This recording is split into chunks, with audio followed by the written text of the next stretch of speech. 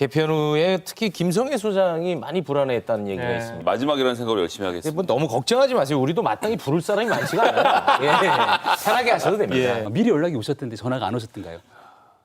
그런 얘기를 여기서 왜 합니까? 네네. 자, 장례 정리하고요. 예. 자, 바로 들어가죠.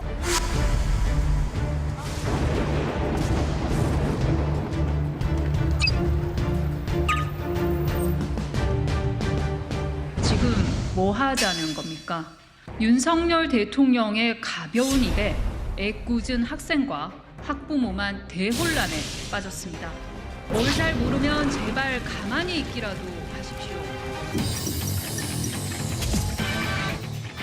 대통령께서 입시에 대해서 뭘 아시느냐는 식으로 폄하하고 있는데 헛다리 짚은 것임을 분명히 해봅니다. 대통령께서는 조국 일가의 대입 부정 사건을 수사 지휘하는 등 대입 제도에 대해서 누구보다도 해박한 전문가이십니다.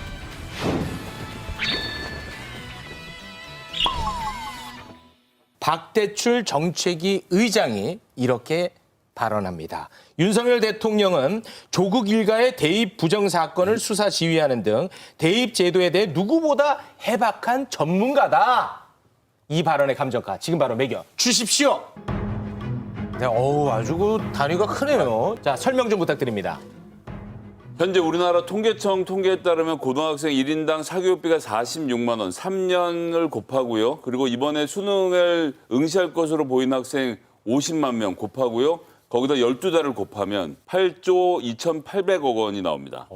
이만한 시장에 걸려있는 일입니다. 여전히 사교육비가 이만큼 평균적으로 들고 있다는 것. 뭐 이 돈의 몇 배를 내서 하는 학생도 있고 안 내서 하는 학생도 있겠지만 모두가 이런 돈을 쓰고 있는 거거든요. 제가 3년을 말씀드린 이유는 다름이 아니라 모든 입시 정책은 3년 전에 정해집니다.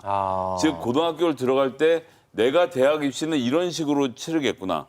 수능의 기조는 이렇겠구나라고 알고 3년 동안 매일 똑같은 연습과 훈련들을 반복하는 거죠. 학생들이 여러 가지 방법을 통해서. 네. 그래서 갈고 닦아서 육모까지 딱 온 겁니다. 육모라는 것이 6월 모의고사를 뜻하는데 이게 굉장히 중요한 이유는 3모 때는 3월 모의고사 때는 재학생들끼리만 똔똔이 보는 겁니다.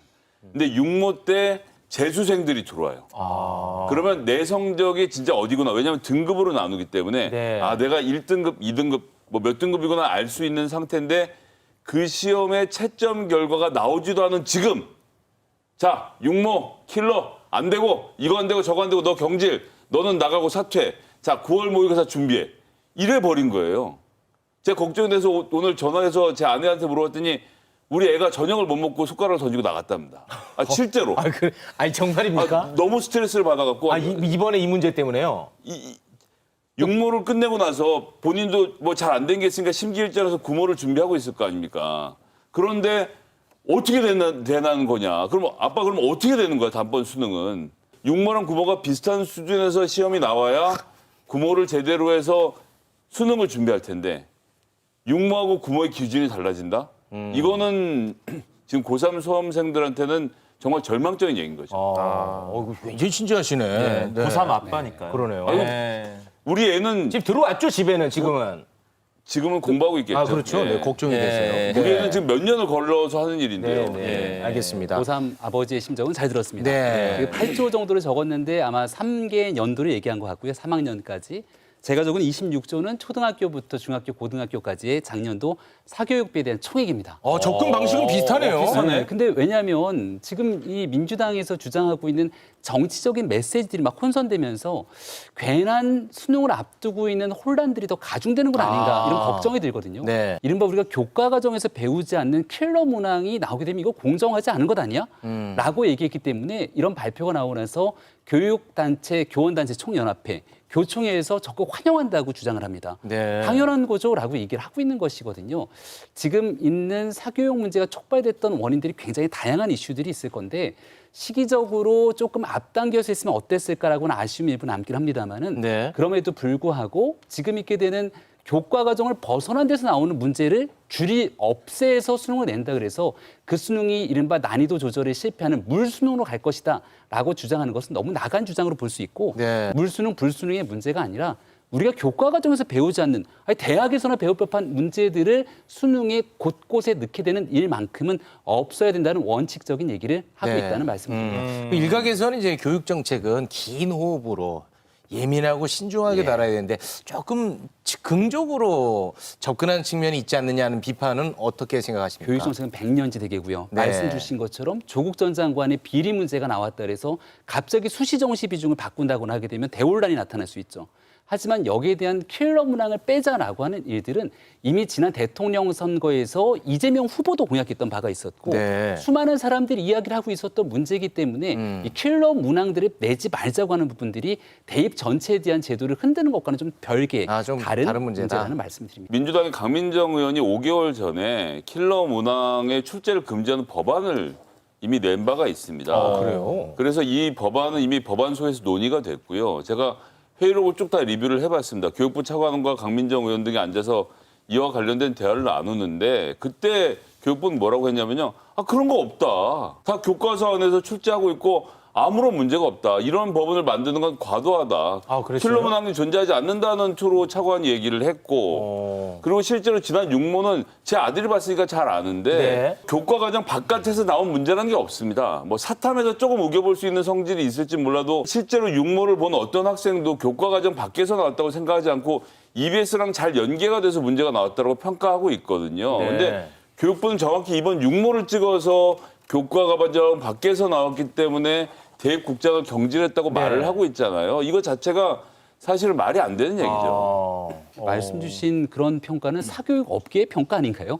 실질적으로 나오고 있는 많은 이 교육 전문가들의 평가는 이게 학교에서 있는 교육 과정의 밖을 벗어나서 이른바 대학에서 배우거나 정말 이 교육 과정 내에서 알 수 없는 일들이 사교육을 통해서 볼 수 있으면 이거 문제가 되는 것이다라는 얘기가 숱하게 나왔고 그런 문제인식이 있었기 때문에 지난 대통령 선거 때도 이재명 후보 캠프에서 그 내용들을 공약했던 겁니다. 네. 그러니까 지금 여당도 그렇고 야당도 그렇고 같이 공의 문제를 인식해서 이 일을 했던 건데 네. 말씀 주신 것처럼 수능이 얼마 안 남았으니까 지금 안 남은 상태에서 이런 정책들이 발표되고 많은 정치적 메시지가 섞이니까 수험생이 갖고 있는 불안감이 혹시 더 커지는 것 아닌가 이런 지적에 대해서는 달게 받아들일 수 있는데요. 그거 달게 봤습니까? 그럼요. 네. 지금 있는 상태에서 수험생들이 불안할 수 있지 않습니까? 네네. 학부모도 불안할 수 있고 이 불안감을 해소시키면서 난이도에 대한 변별력 문제까지 어떤 방식으로 나머지 수능을 가져가야 되는지를 잘 고민해서 역할하는 네. 게 정치권이 해야 될 책무가 제가 있습니다. 작년, 재작년 내내 지금 수험생 부모였기 때문에 잘 아는데 교과과정 바깥이라는 거 없어요. 문제가 어려워서 킬러 문항이 있었다는 건 인정하겠지만 교과과정 바깥에서 하지 않은 지는 꽤 됐습니다. 이건 윤석열 대통령이 몇 년 전에 들으신 얘기를 들고 들어와서 하시니까 문제가 되는 거라고 저는 봐요. 네, 알겠습니다. 요건 어떻게 생각하십니까? 정부 조직이 체계적이지 않다. 이런 비판이 있습니다. 왜냐? 대통령 발언을 교육부 장관이 발표를 하고 대통령실에서 이걸 또 수정하는 일이 있지 않았습니까? 그렇죠. 브리핑 진위가 내용을, 왜곡됐다면서 이렇게 뭔가 좀 삐걱거리는 모양새. 이거는 조금 국민을 불안하게 하는 거 아니겠느냐는 비판 어떻게 생각하십니까? 이거는 국민의힘과 윤석열 정부가 무겁게 받아들여야 된다고 생각합니다. 그리고 이 교육부 장관의 발언 한마디 한마디가 나가게 됐을 때 갖고 오는 혼란이 더 커질 수 있죠. 네. 애당초에는 학교에서 배우지 않은 문제를 출제하지 않겠다라고 얘기했다가 혼선이 더 커졌던 것인데 교육 과정이라고 하는 틀을 벗어난 출제하는 것이 공정의 기치에서 벗어난다고 만약 교육부 장관이 애당초부터 조금 분명하게 설명했으면 어땠을까 생각이 네. 드는데 교육부 장관에게 책임을 묻겠다는 것이 아니라 네네. 이런 말 한마디 한마디로 국민께 혼선을 주는 일들을 최소화시키는 게 중요하고 이런 데 부족했다면 윤석열 정부가 겸허하게 고개 숙이면서 이런 일을 또 고쳐나가겠다는 저 말씀입니다. 2년 동안 같이 방송했는데 겸허하게 받아들이는 거 처음 봤어요. 아니 정말이에요. 윤석열 정부는 늘 부족한 부분이 있으면 겸허하게. 겸허하게 받아들입니까? 지금 그런 기조로 계속 설명을 하고 있지 않습니까? 대통령이 부족해서 생기는 문제입니다. 왜냐하면요. 교육부가 이날 보고 내용에 수능의 난이도에 대한 얘기가 없었어요. 그런데 그 얘기를 중간에 갑자기 대통령이 밀어 넣은 겁니다. 이건 우리가 언제 보면 알 수 있냐면 여가부 때도 여가부가 내년 예산 보고하는데 폐지해라고 지시했던 것이 윤석열 대통령. 즉 올라오는 보고안건과 상관없이 본인 하고 싶은 얘기를 자꾸 하니까 이 수능 난이도 문제로 휘말려 들어갔던 건데 제가 까짝하게 말씀드리면 국가교육위원회가 존재하고 있는 이유는 국가 100년지 대계를 세우기 위함이고 거기다 76세 이배용 위원장을 세웠으면 그분이 알아서 교육정책을 세우라고 하는 것이 대통령의 자세인데 수능 난이도는 이렇게, 킬러 문항은 이렇게, 교과 과정은 이렇게 세세한 지시를 대통령이 생각나는 대로 던지고 교육부 장관이 저희가 알아서 하겠습니다라고 말을 하지 못하고 네 알겠습니다라고 받아 적으면서 이 모든 문제들이 발생하고 있는데 50만 명의 수험생들이 피해를 보고 있는 겁니다. 정부가 하고 있는 내용들이 대통령의 말 한마디로 흔들리지 않습니다. 취임 1년이 넘도록 검경을 총동원해서 없는 죄를 만드느라 국가 역량을 소진하고 있습니다. 이재명을 다시 포트라인에 세우고 체포동의안으로 민주당의 갈등과 균열을 노리는 것인가 그렇게 생각합니다. 이제 그 빌미마저 주지 않겠습니다. 불체포 권리를 포기하겠습니다. 구속영장을 청구하면 제발로 출석해서 영장 실질 심사 받고 검찰의 무도함을 밝히겠습니다.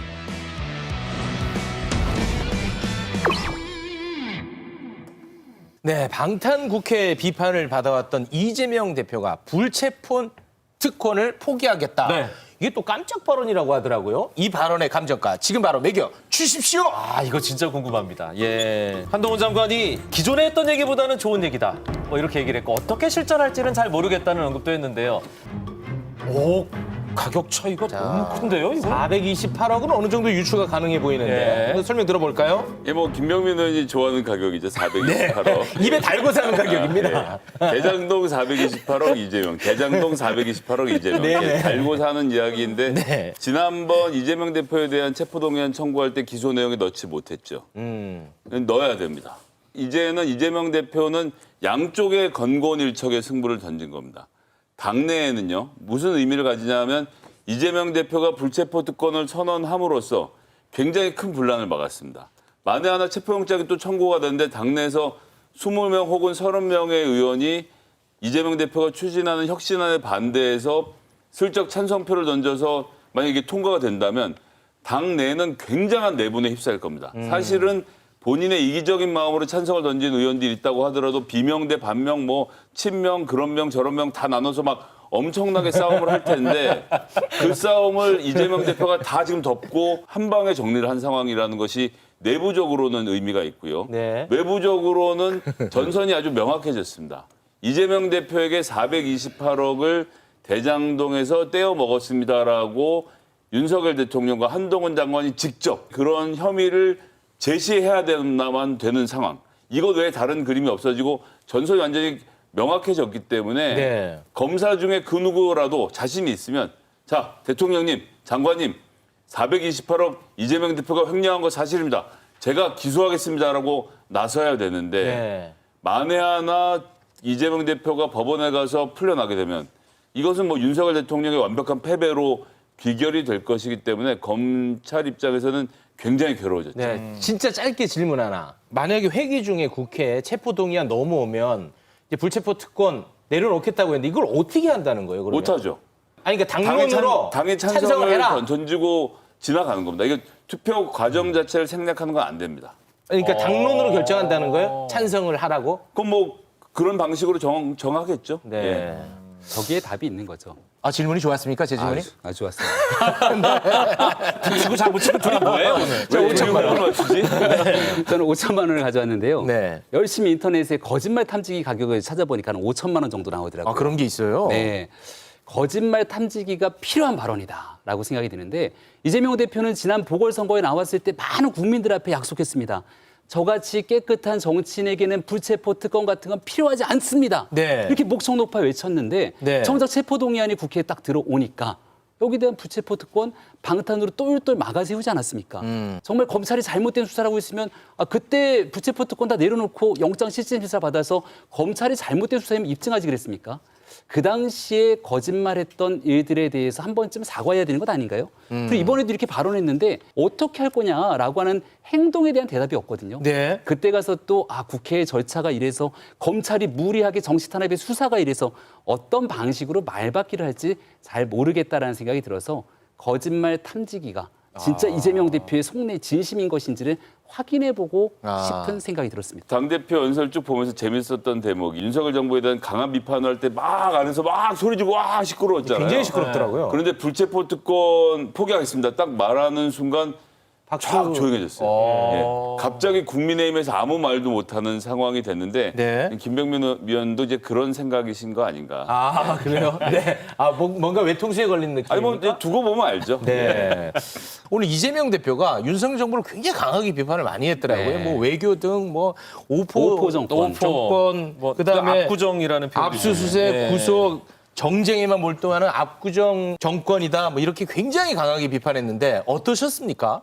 내일 김기현 대표의 교수단체 대표연설을 들어보시라. 여기에 대한 네. 답이 들어 있습니까? 답이 들어있겠죠. 아. 열심히 뭐 적고 계시던데. 아니 그러니까 그거 이재명 대표가 연설을 하는 도중에 네네. 김기현 국민의힘 대표가 열심히 뭘 적었어요. 예. 대역행의 시대 진보를 거슬러 퇴행을 자초하자. 김최고 이거 네. 좀 번역 좀 해주세요. 그러니까 이걸 보면서 무슨 말로 대갚아주지? 고민하고 곱씹어서 썼던 것 같은데 네. 오늘 저 얘기를 듣고 오늘 2시에 최고위원회 회기하기 전에 모여갖고 내내 저 얘기만 했습니다. 그래요? 알겠습니다. 어떻게 갚아줄까? 예. 내일 내일 연설- 김기현 대표의 교수단체 대표연설을 주목해 주십시오. 지켜보도록 하겠습니다. 함께해 주신 두 분 여기서 보내드립니다. 고맙습니다. 고맙습니다.